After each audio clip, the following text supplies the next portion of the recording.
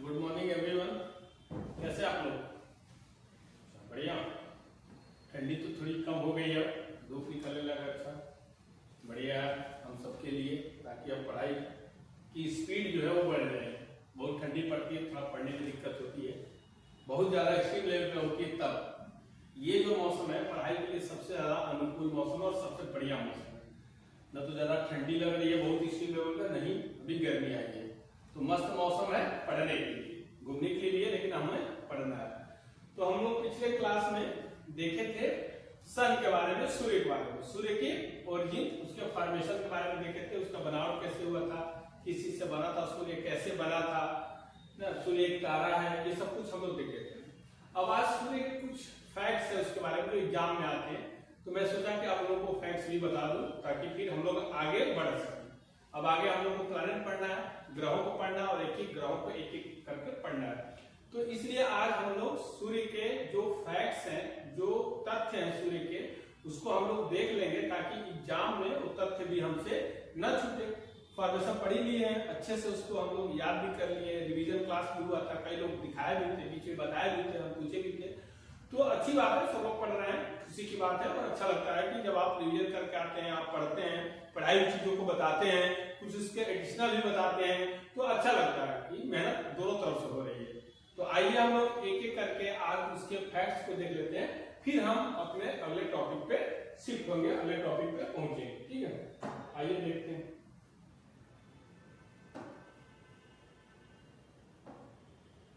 ठीक है, तो सूर्य के बारे में जो पहला फैक्ट्स है वो ये है कि सूर्य आकाश गंगा की परिक्रमा करने में कितना समय लगता है। सूर्य जो है वो हमारी अपनी आकाश गंगा, जो उसके पहले हम बता चुके हैं, हालांकि फैक्ट मुझे याद है, मैं बता चुका हूँ, फिर भी रिवीजन कर दे रहा हूँ, दोबारा बता दे रहा हूँ, क्योंकि ये बहुत इंपॉर्टेंट फैक्ट है, अक्सर आता है एग्जाम में, आया भी है, आ भी सकता है।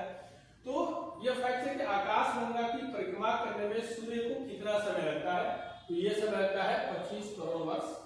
ठीक है, अगला जो फैक्ट है, पृथ्वी से सूर्य की न्यूनतम दूरी कितनी है, पृथ्वी से सूर्य की सबसे नजदीक दूरी कितनी है, तो ये है 14.70 करोड़।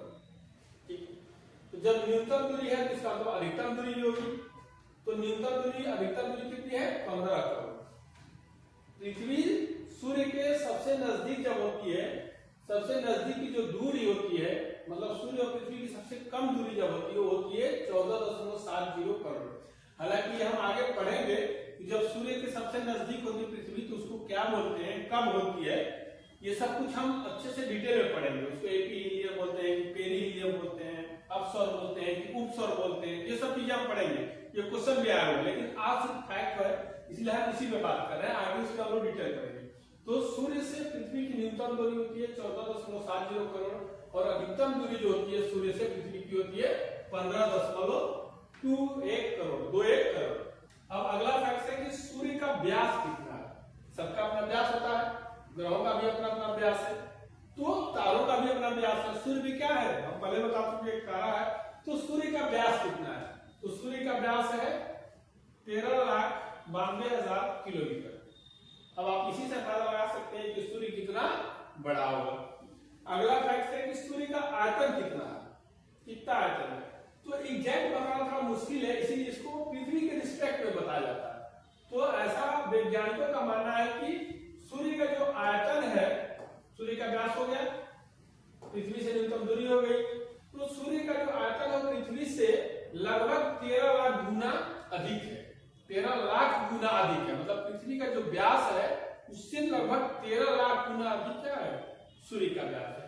उसे पृथ्वी का व्यास कितना है, 10.82 × 10⁻11 मीटर। तो इतना पृथ्वी का व्यास है, इससे लगभग 13 लाख गुना अधिक किसका है, सूर्य का व्यास है, सूर्य का आयतन, सॉरी सूर्य का आयतन, व्यास तो इसका 13,92,000 मीटर है। तो सूर्य का जो आयतन है वो पृथ्वी के आयतन से लगभग 13 लाख गुना अधिक है, जो पृथ्वी का आयतन 10⁻82 × 1011 ऐसा। द्रव्यमान, अब आते हैं अगला फैक्ट से द्रव्यमान। तो द्रव्यमान कितना है, सब वही बात है, सभी पिंडों का अपना द्रव्यमान होगा, सभी ग्रहों का अपना द्रव्यमान है, आपका भी द्रव्यमान है, सबका द्रव्यमान होता है। तो जो द्रव्यमान है वो पृथ्वी सूर्य का जो द्रव्यमान है पृथ्वी के द्रव्यमान से लगभग 3,32,000 गुना अधिक। पृथ्वी के द्रव्यमान से सूर्य का जो द्रव्यमान है लगभग 3,32,000 गुना अधिक है। पृथ्वी का द्रव्यमान कितना है? पृथ्वी का द्रव्यमान लगभग 5.97 × 10⁻24 टन है। तो जब पृथ्वी का इतना द्रव्यमान है, इस द्रव्यमान का 3,32,000 गुना अधिक द्रव्यमान किसका है? सूर्य का।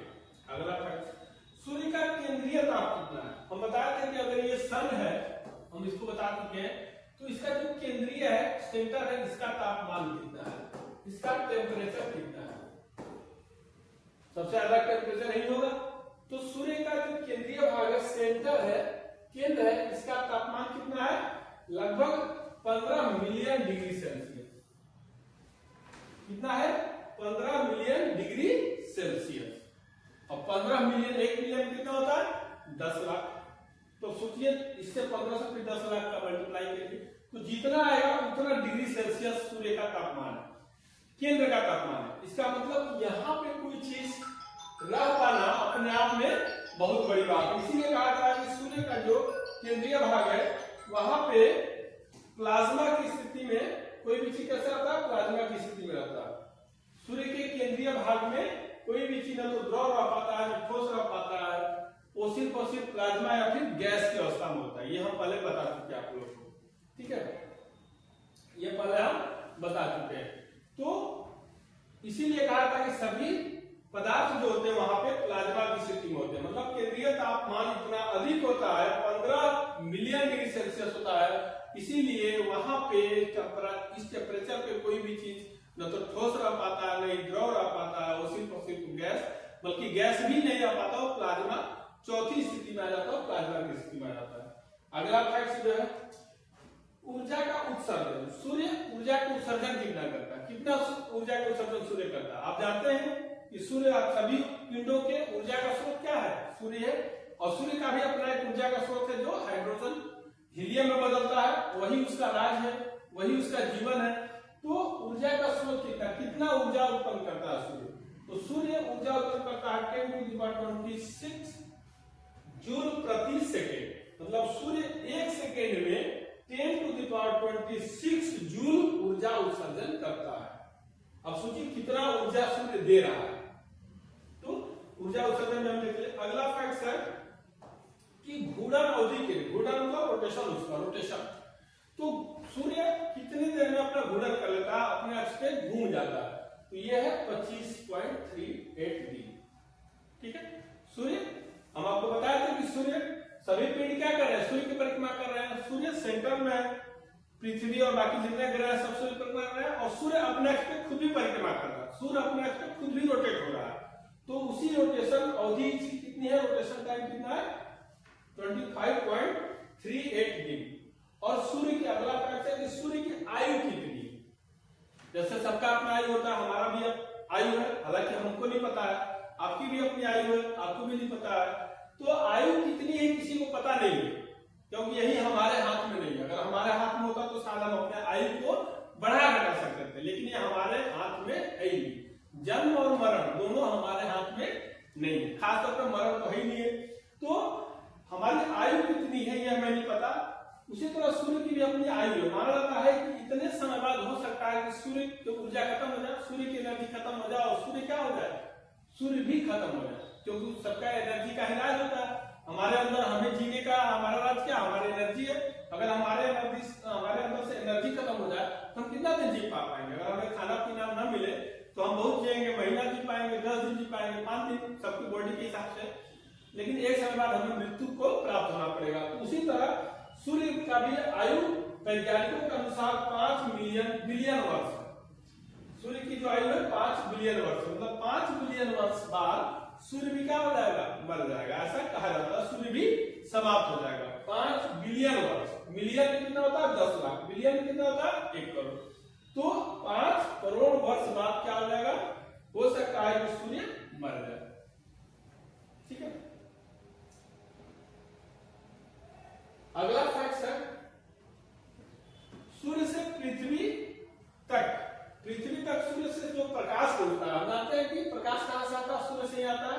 अभी भी जिससे सूर्य उदय है, सूर्य का प्रकाश हमें मिल रहा, तो पृथ्वी तक सूर्य का प्रकाश पहुंचने में कितना समय लगता है?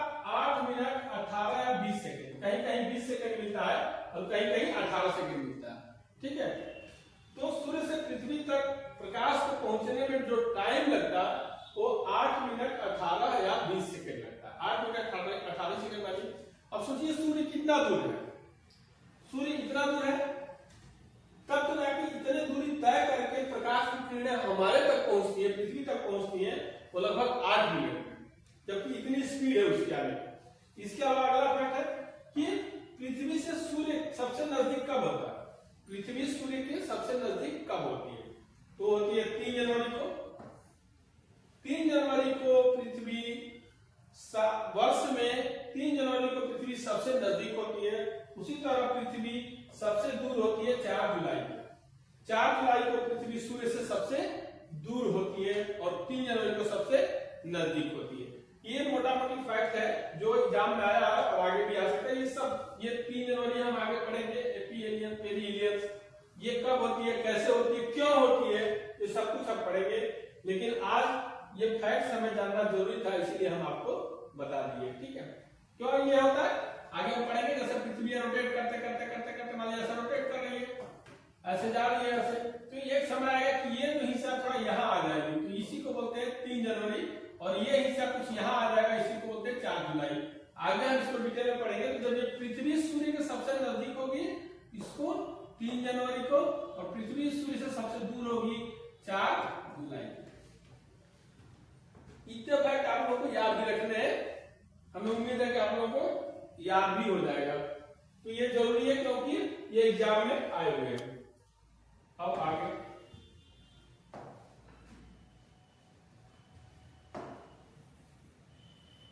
हम लोग इसको मिटा लेते हैं और आगे अपने टॉपिक पे आते हैं। आज हम लोग पढ़ते हैं प्लैनेट, ग्रह के बारे में। सूर्य हम लोग पढ़ लिए, हम लोग यूनिवर्स पढ़ लिए, हम लोग ब्रह्मांड पढ़ लिए, ब्रह्मांड की रचना, ये सब पढ़ चुके हम लोग। तो अब हम लोग धीरे धीरे आगे बढ़ रहे हैं और आज हम लोग पढ़ेंगे किसके बारे में? प्लैनेट के बारे में।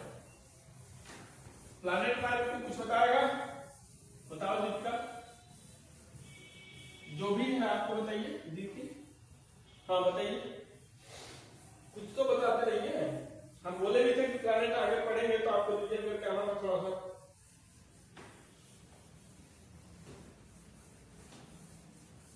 ये सब फैक्ट्स आपको याद रखिएगा क्योंकि ये एग्जाम में आया हुआ है और आएगा भी। आगे पढ़ते हैं प्लैनेट।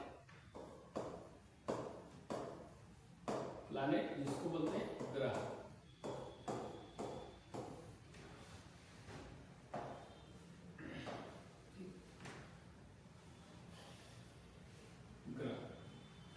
अब ग्रह होते क्या है?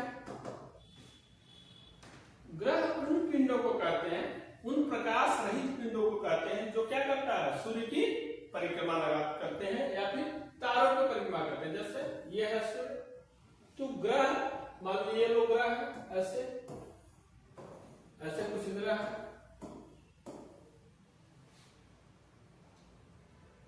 ऐसे मान लीजिए ग्रह। तो ये ग्रह क्या है? ये प्रकाश रहित पिंड है जो सूर्य की परिक्रमा कर रहे हैं, अर्थात एक बड़े तारे की परिक्रमा कर रहे हैं। और हम जानते हैं सूर्य भी क्या है? एक तारा है। तो ग्रह उन प्रकाश रहित पिंडों को कहते हैं जो सूर्य की परिक्रमा करते हैं। प्रकाश रहित कहने का क्या मतलब है? प्रकाश रहित कहने का मतलब यह है कि इनका अपना खुद का प्रकाश नहीं है, इनकी अपनी खुद की कोई ऊर्जा नहीं है। ये इनके प्रकाश का स्रोत क्या है? इनके प्रकाश का स्रोत है सूर्य।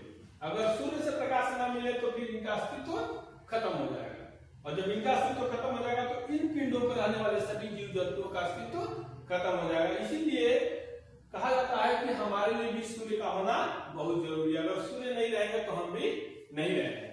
क्यों? क्योंकि हमारा जो ग्रह है, प्लैनेट है, वो पृथ्वी, पृथ्वी पे हम निवास करते रहते हैं, और पृथ्वी भी एक पिंड है, और पृथ्वी का प्रकाश का स्रोत क्या है? सन है, सूर्य है।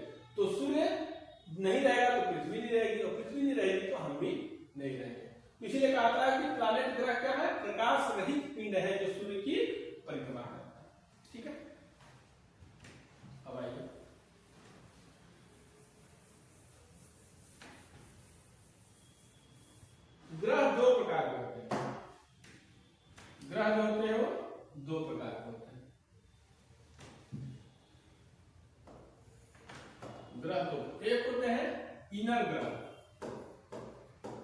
इनर प्लैनेट, जिसको आंतरिक ग्रह बोलते हैं, आंतरिक या पार्थिव ग्रह भी बोलते हैं, पार्थिव ग्रह। और दूसरा होता है आउटर प्लैनेट, जिसको बाह्य ग्रह बोलते हैं, जिसको बाह्य या जुबिलियन ग्रह भी होते हैं, बाह्य जुबिलियन ग्रह भी होते हैं।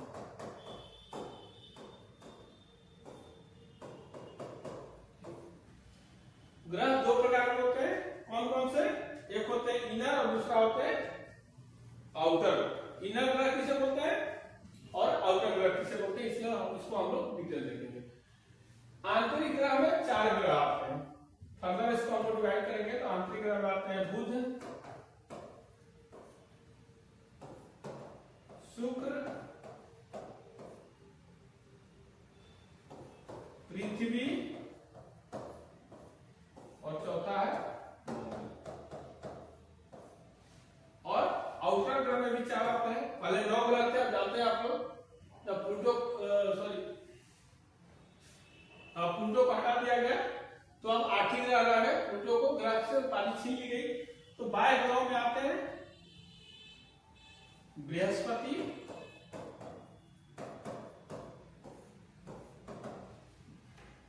शनि, अरुण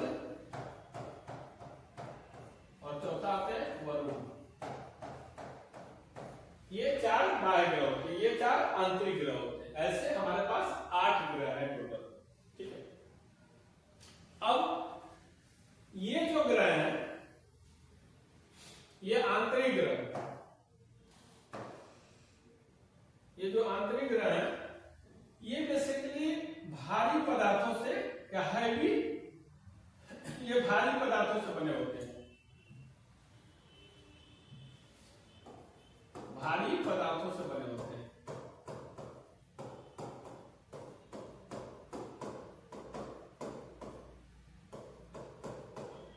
बने होते हैं, हैवी मैटर से बने होते हैं। और बाह्य जो आउटर प्लैनेट है ये क्या है?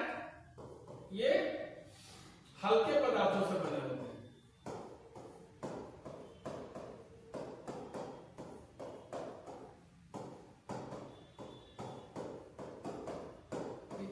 ये हल्के पदार्थों से बने, आंतरिक ग्रह भारी पदार्थों से बने होते हैं और ये हल्के पदार्थों से बने होते हैं।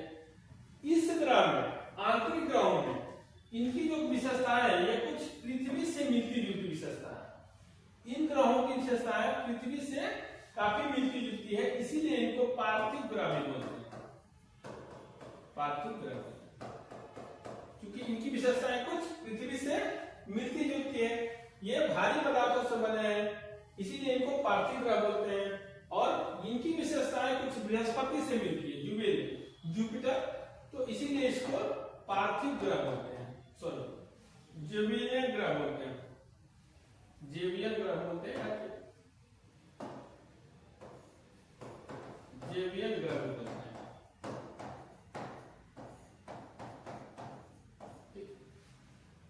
ये हल्के पदार्थों से बने होते हैं। और ये भी कहा जाता है कि इनके, हम आपको बताया था कि ग्रहों का ज्यादातर ग्रहों का निर्माण किससे हुआ है? भारी पदार्थों, जो ब्लास्ट हुआ था, बिग बैंग का थ्योरी हम लोग पढ़े थे तो देखे थे कि जब ब्लास्ट हुआ था, ब्लास्ट होने के बाद उसमें से क्या निकला था? प्रकाश निकला था, उष्मा निकला था, और क्या निकले थे? छोटे छोटे धूल के कण, गैस निकले थे। तो ज्यादातर जो प्लैनेट थे, ग्रह थे, उनका निर्माण उसी भारी पदार्थों से, उसी छोटे छोटे टुकड़ों से हुआ था। लेकिन कुछ ग्रहों का निर्माण उन गैसों से भी हुआ था जो गैस निकले थे। इसलिए कहा जाता है कि ये जो गैस है ये इनसे, इनका निर्माण गैसों से हुआ है, मतलब आउटर जो प्लैनेट है उनका निर्माण गैसों से हुआ है, गैसों से हुआ। और आंतरिक जो ग्रह है, इनर प्लैनेट है, इनका निर्माण किससे हुआ है? भारी पदार्थों या फिर वही धूल के कण या फिर डस्ट से।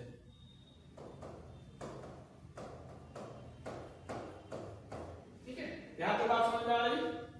यहां तक कंफ्यूजन बताइए, बताओ रितेश, हाँ बताइए, यहां तक कोई दिक्कत है तो बताइए।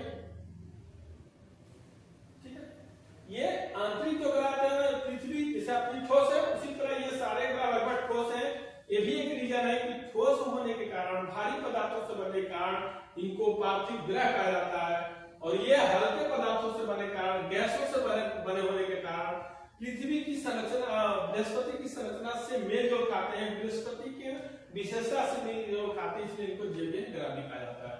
ठीक है, लिख लीजिए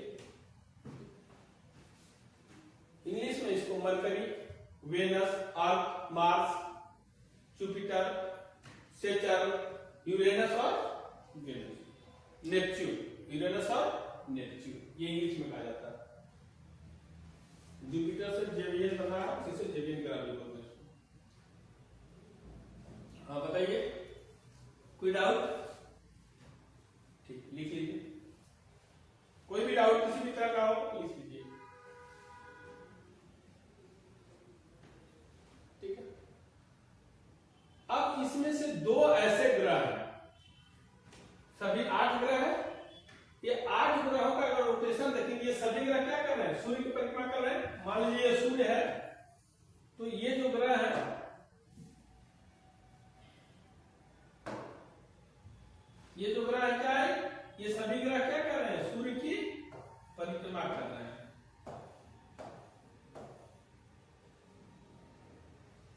ये 8 ग्रह क्या कर रहे हैं? सूर्य की परिक्रमा कर रहे हैं। ये क्या है? सन है, ये सूर्य, ये 8 ग्रह इसकी परिक्रमा कर रहे हैं। ये सभी ग्रह, कहा जाता है कि सभी ग्रह क्या करते थे? पहले ग्रहों का जो परिक्रमा करने का जो तरीका था, जो साइड था, जो दिशा था, वो पश्चिम से पूर्व की तरफ था, वेस्ट से ईस्ट तरफ था, मतलब एंटी क्लॉकवाइज था। ऐसे ऐसे परिक्रमा करते थे। यहां बता दें आपको, इसको मिटा देते हैं।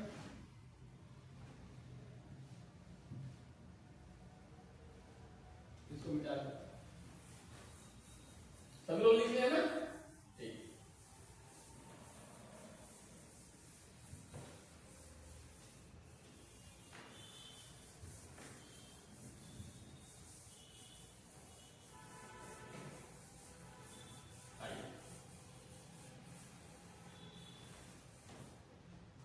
हम ये बताना चाह रहे हैं कि जैसे मान लीजिए, सपोज करिए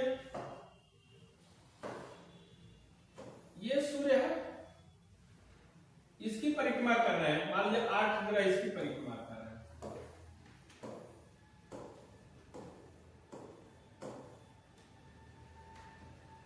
ठीक है, 8 ग्रह इसकी परिक्रमा कर रहे हैं। तो जो परिक्रमा करने की इसकी दिशा, साइड है, तरीके है, वो कैसे है? पश्चिम से पूर्व, मतलब ये नॉर्थ है, ये साउथ, ये ईस्ट और ये वेस्ट। तो ये परिक्रमा कैसे कर रहे थे? ऐसे, वेस्ट से ईस्ट की तरफ, पश्चिम से पूर्व की तरफ। लेकिन अभी क्या है? दो ऐसे ग्रह हैं, दो ग्रह ऐसे हैं। कौन कौन? शुक्र और अरुण। दो ग्रह ऐसे हैं, दो ग्रह ऐसे हैं, शुक्र और अरुण, जिनकी दिशा कैसी है? एंटी क्लॉकवाइज है। मतलब ये जो ग्रह है, ये सभी ग्रह ऐसे कर रहा था, लेकिन अभी क्या है? 6 ग्रह तो इस ग्रह की तरफ, इसको पश्चिम से पूर्व की तरफ परिक्रमा कर रहा है, लेकिन ये 2 ग्रह ऐसे हैं जो ऐसे परिक्रमा करते हैं, मतलब पूर्व से पश्चिम की तरफ परिक्रमा करते हैं। ऐसा क्यों? जब कर रहे थे तो करना ही चाहिए था, और जब बाकी ग्रह कर रहे हैं, क्योंकि इन्हीं से बने हुए ग्रह हैं, इसी के आवरण में है, इसी के इसमें है, इसी के गुरुत्वाकर्षण शक्ति से ये परिक्रमा कर रहे हैं, तो इन ग्रहों को भी ऐसे करना चाहिए था। लेकिन वैज्ञानिकों के अनुसार ये सिद्ध किया गया है कि 2 ग्रह ऐसे हैं, शुक्र और अरुण, जो सूर्य की परिक्रमा पश्चिम से पूर्व न करके पूर्व से पश्चिम की तरफ करते हैं। अर्थात दोनों ग्रह परिक्रमा कैसे करते हैं? Anti clockwise, sorry clockwise. और बाकी लोग सभी करते हैं anti clockwise. Anti clockwise, clock घड़ी आप देखे होंगे, दीवार घड़ी अपनी भी देखेंगे तो घड़ी की कैसे घूमती है? ऐसे घूमती है, टिक टिक टिक टिक टिक टिक टिक टिक टिक ऐसे घूमती है।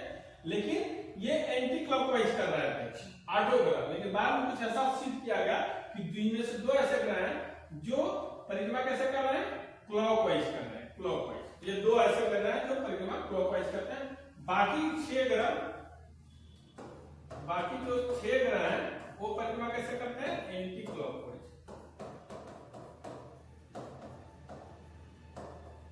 Anti clockwise. ठीक है, यहां तक बात क्लियर हुई। अब ऐसा क्यों ऐसा करते हैं?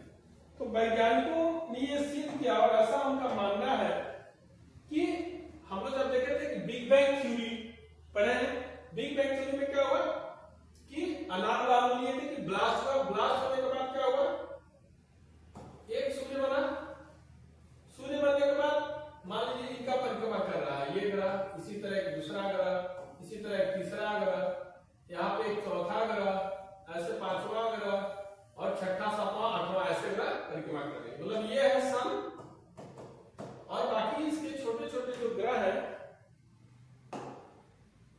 यहाँ पे मान लीजिए एक यहाँ है, एक यहाँ है, एक यहाँ है, एक यहाँ है, एक यहाँ है, एक यहाँ है, एक यहाँ है और एक यहाँ, ऐसे मान लीजिए ग्रह सूर्य की परिक्रमा कर रहे हैं।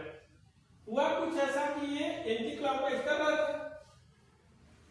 यहाँ है बिग बैंग थ्योरी, इसमें क्या था, हम देखे थे कि यहाँ से पिंड ब्लास्ट किया था, तो हम ये देख रहे थे कि अभी भी यूनिवर्स का प्रसार हो रहा है। ये हम आपको बता सकते हैं कि अभी भी फैलाव हो रहा है। वैज्ञानिकों के अनुसार ऐसा सिद्ध किया कि अभी भी फैलाव हो रहा है। हम हो सकता है कि उसको पहचान न पा रहे हैं, वहां तक पहुंच नहीं पा रहे, अभी भी ग्रहों की संख्या बढ़ती जा रही है, बन रहे हैं उनकी तरह, बड़े बड़े पिंड निकल रहे हैं, फैलाव हो रहा है, तो दुनिया बढ़ रही है। ये तो हम देखे थे कि गुब्बारे का भी लिए थे हम उदाहरण, अभी भी पिंडों के बीच दुनिया भी बढ़ रही है, नए नए प्रसार भी हो रहा है। तो जब ये प्रसार हो रहा है तो इसमें से कुछ पिंड निकले, जैसे मान लीजिए यहाँ से प्रसार हो रहा है तो एक पिंड आया, और मान लीजिए ये सबसे अधिक मान लीजिए बुध शुक्र था, मान लीजिए शुक्र है, सपोज करिए शुक्र है, ठीक है। अब ये पिंड आया, ये ऐसा परिक्रमा कर रहा था, सब करते करते करते करते क्या किया, ये वाले पिंड इससे टूटे और टूट के आगे इस पिंड से टकरा गया। यहां से एक पिंड टूटा तो प्रसार हो गया, टूट के जाके सूर्य से टकरा गया। जब सूर्य से टकराया तो सूर्य पे धक्का लगा और सूर्य की दिशा बदल गई। सूर्य अभी तक परिक्रमा ऐसे कर रहा था, ऐसे एंटी क्लॉकवाइज कर रहा था, लेकिन जैसे ही ये पिंड जाके सूर्य से टकराया, सूर्य घूम गया, और घूम के कैसा उसका रोटेशन बदल गया, रोटेशन घूमने के तरीके बदल गए, परिक्रमा के तरीके बदल गए, तो अब वो रोटेट कैसे करने लगा, ऐसे करने लगा। इसी तरह फिर घूमते घूमते घूमते तो अरुण आया इस एरिया में, यहां से भी मान लीजिए सब ये अरुण है, ऐसा मान लेते ये अरुण है, इसने आया और इसने अरुण से टकरा गया, अरुण से टकरा और अरुण की भी दिशा बदल गई, और ये भी अरुण जो अभी तक इस तरह परिक्रमा कर रहा था अब कुछ ऐसा करने लगा। तो ये वैज्ञानिकों का मत है ऐसा, हालांकि इसमें बहुत सारे डिबेट है, लेकिन अभी तक का ये सिद्ध यही किया गया है कि सूर्य की जो परिक्रमा 8 ग्रह कर रहे थे वो पश्चिम से पूर्व की तरह कर रहे थे, अर्थात एंटी क्लॉकवाइज कर रहे थे। उसी में चूंकि प्रसार हो रहा है, ब्रह्मांड में चीजें नई नई बन रही है, पिंड बन रहे हैं, पिंड का बिखराव भी हो रहा है, फैलाव भी हो रहा है, उसी में से कुछ पिंड टूट कर निकले और जाके डायरेक्ट सूर्य से टकरा गए परिक्रमा करने के दौरान। और सूर्य से जब टकराया तो क्या हो गया, सूर्य की दिशा जो पश्चिम से पूर्व की तरफ थी वो पूर्व से पश्चिम हो गई, अर्थात क्लॉकवाइज हो गई। न सिर्फ सूर्य से बल्कि कभी किसी कालखंड में अरुण से भी ये पिंड टकराए और अरुण की भी दिशा बदल गई। जैसे सपोज करिए, मान लीजिए मैं खड़ा हूं, कोई आज मैं खड़ा हूं आपको पढ़ा रहा हूं, कोई कहीं से दौड़ते हुए आए, यहाँ तो मान लीजिए देख रहा हूं मैं, कमरा बंद है, सपोज करिए मैं चल रहा हूं, कहीं साइकिल चल रहा हूं या पैदल ही चल रहा हूं, पैदल मैं जा रहा हूं रोड पे, कोई पीछे से आया मुझे तेज गति से धक्का मार दे तो क्या हो जाएगा, मैं ऐसे खड़ा हूं तो मैं ऐसे हो जाऊंगा, हो सकता है आप पीछे भी मुड़ जाऊं, ऐसे भी हो जाऊं। इसका मतलब कि हम जिस अपने साइड में चल रहे थे, जिस दिशा में थे, टक्कर लगने से हमारी दिशा बदल जाएगी। वही सेम सिचुएशन था, वही हाल हुआ इन दो ग्रहों प्लैनेट के साथ, अरुण और शुक्र के साथ। भारी पिंड इनसे टकराए, पिंड टकराने के बाद इनकी दिशा बदल गई, और ये जो सन का परिक्रमा, सूर्य की परिक्रमा कर रहे थे पश्चिम से पूर्व की तरह, अब वो परिक्रमा पूर्व से पश्चिम की तरह करने लगे। तो ये भी जान आया है कि दो ऐसे कौन से ग्रह हैं जो सूर्य की परिक्रमा एंटी क्लॉकवाइज करते हैं, वो है शुक्र और अरुण, और बाकी ग्रह कैसे करते हैं, एंटी क्लॉकवाइज, अर्थात पूर्व से पश्चिम से पूर्व की तरह बाकी ग्रह करते हैं, और ये दो ग्रह करते हैं पूर्व से पश्चिम। लिख लीजिए, यहां तक कोई दिक्कत तो बताइए। तो इनके दिशा बदलने का, इनका रोटेशन उल्टा करने का रीजन यही है कि कोई भारी पिंड से टकरा गया, टकराने के बाद इनकी दिशा बदल गई। ठीक है, आगे अब अब ये भी आप जान लीजिए फैक्ट में कि पूरे इन ग्रहों में सबसे बड़ा ग्रह कौन है? बृहस्पति। सबसे बड़ा ग्रह कौन सा है? बृहस्पति। मतलब सौरमंडल का सबसे बड़ा ग्रह बृहस्पति और सबसे छोटा ग्रह क्या है? बुध है। ये भी दो फैक्ट नहीं देख लीजिए। ये तो क्लियर हो गया? ठीक है, बताते जाइए आप लोग बीच बीच में, ऐसा नहीं है कि सिर्फ सुनते जाइए, क्लियर ना हो तो बताइए कभी ना, बताते जाइए आप लोग बीच में। तो सौरमंडल का सबसे बड़ा जो ग्रह है वो कौन सा है? बृहस्पति। और सबसे छोटा जो ग्रह क्या है? बुध। सबसे बड़ा ग्रह बृहस्पति, ठीक। सबसे छोटा ग्रह बुध। अब ग्रहों का हम लोग ऑर्डर, डिसेंडिंग और असेंडिंग ऑर्डर देखेंगे, उसका भार देखेंगे, उसका द्रव्यमान देखेंगे, दूरी देखेंगे, ये सब कुछ एक एक करके ग्रह के बारे में हम लोग पढ़ेंगे। तो एक ये दोनों ये नोट कर लीजिए, सबसे बड़ा ग्रह,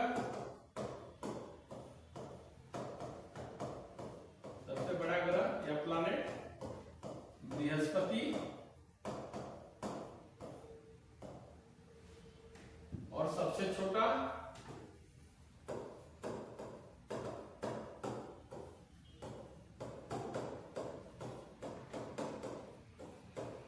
छोटा ग्रह मरकरी और यूरेनस, जुपिटर। सबसे छोटा मरकरी और सबसे बड़ा।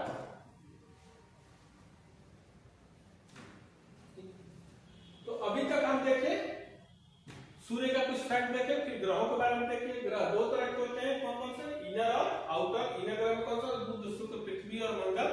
आउटर में बृहस्पति, शनि, अरुण और वरुण। इनर प्लैनेट कौन को पार्थिव ग्रह बोलते हैं, क्यों? क्योंकि उनकी बनावट कैसी हुई है? भारी पदार्थों से हुई है। जबकि इनको हम बोलते हैं जेवियन ग्रह भी, क्यों? क्योंकि इनकी हल्की पदार्थों से हुई है, खासतौर पर गैसों से इनकी बनावट हुई है। जेवियन से इनके मतलब कि जुपिटर से, बृहस्पति से विशेषताएं इनकी मिलती है, इसलिए इनको जेवियन ग्रह भी बोलते हैं। वहां हम देखें कि भारी पदार्थ से हुई है, पृथ्वी की तरह ठोस है ये ग्रह, पृथ्वी से इनकी विशेषताएं मिलती है, इसलिए इनको पार्थिव ग्रह भी बोलते हैं। ठीक है, ये सब चीजें आगे हम लोग देखेंगे। देख लिए अभी, अब आप लोग इसका रिवीजन करिएगा। आज के लिए इतना ही, कल से फिर हम लोग अब देखिए प्लैनेट के आगे बढ़ेंगे। पहला प्लैनेट हम लोग का होगा बुध, मरकरी, उसको हम लोग कल देखेंगे। इसमें कोई डाउट होगा किसी को तो जरूर बताइएगा। आप लोग व्हाट्सएप भी कर सकते हैं, फोन भी कर सकते हैं और कल पूछ भी सकते हैं। तो आज इतना ही, बहुत बहुत धन्यवाद, थैंक यू, नमस्ते।